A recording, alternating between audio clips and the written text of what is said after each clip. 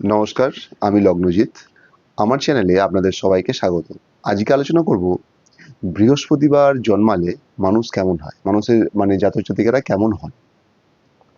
তো দেখুন বৃহস্পতিবার যদি আপনারা জন্মান সেটা কিন্তু জেনারেলি তাদেরকে ভাগ্যবান হিসেবে ধরা হয়।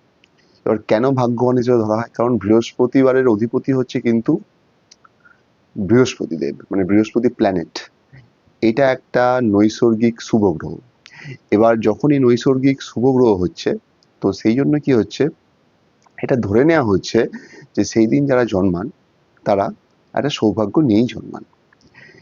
এই দিনটা হচ্ছে অর্থাৎ বৃহস্পতিবার হচ্ছে ভগবান বিষ্ণু এবং মা লক্ষ্মীর দিন। তো স্বভাবতই এটা একটা ভালো দিনে পরিণত হচ্ছে। বৃহস্পতিবার যারা জন্মান তাদের জন্য যদি বলি বেস্ট কালার হচ্ছে কিন্তু হলুদ।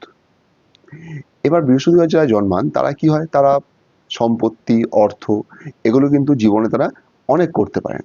কিছু বড় আকারে তারা লাইফে মানে সবকিছুকে একটা বড় আকারে করতে পছন্দ করেন। এনারা কি হয়?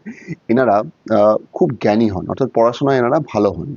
এনাদের দেখা যায় এনারা আ ধরুন প্রফেসর হতে, ভালো টিচার হতে বা ধরুন যারা খুব বড়, বড় নেতা হয়, পলিটিক্যাল লিডার যাদের কথায় প্রচুর মানুষ ধরুন অ্যাট্রাক্ট হয়, এটাও কিন্তু এই বৃহস্পতির জন্যই হয়।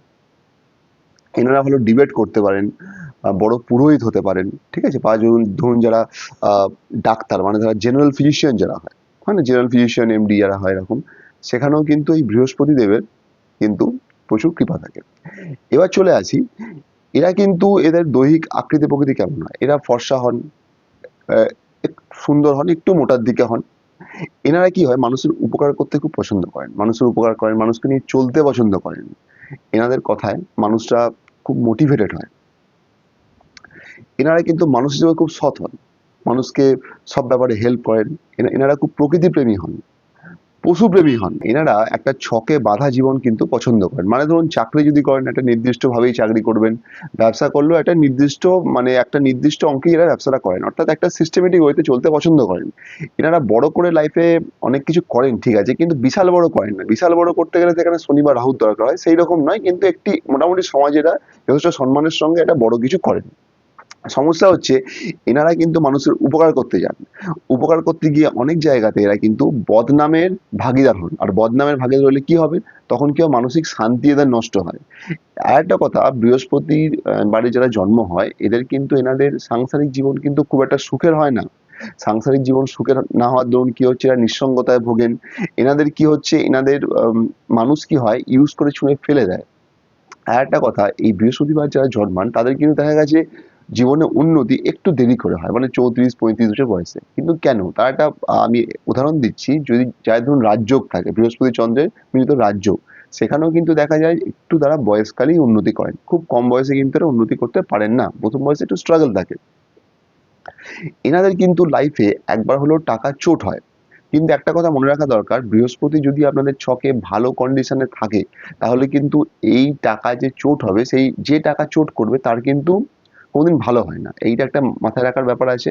আরেকটা বলে রাখি বৃহস্পতিবারে যারা জাতক হন তারা কিন্তু মিষ্টি খেতে ভালোবাসেন। এনারা চেষ্টা করবেন বৃহস্পতিবার অন্তত এই দিনটিতে অন্তত হলুদ রঙের কোনো ড্রেস আপার পোরশন এ অন্তত পরার, ঠিক আছে? আর অবশ্যই বৃহস্পতিবার মা লক্ষ্মীর পূজা করবেন। এবার আরেকটা কথা যদি আপনাদের বৃহস্পতি ভালো পজিশনে না থাকে অর্থাৎ ছকে যদি বৃহস্পতির পজিশন বাজে হয় তাহলে কি হতে পারে? তাহলে এরা কিন্তু খুব শ্রুড হয়। এরা কি হয় মানুষকে ঠকাতে পারে। এরা মানুষকে ভুল জ্ঞান দিতে পারে। ঠিক আছে? এবং এরা মানুষের ক্ষতিও করতে পারে। এইটা কিন্তু এই জায়গাগুলো মাথায় রাখার ব্যাপার আছে। তবে জেনারেল প্রেডিকশন এ বৃহস্পতিবার যাদের জন্ম ওনারা একটা মোটামুটি ভালোর দিকেই হন। তো আজকে আমার প্রোগ্রাম এইটুকুই। যদি আমার প্রোগ্রাম ভালো লাগে অবশ্যই চ্যানেলটিকে সাবস্ক্রাইব করবেন, লাইক করবেন, শেয়ার করবেন, কমেন্ট করতে ভুলবেন না। নমস্কার, ভালো থাকবেন।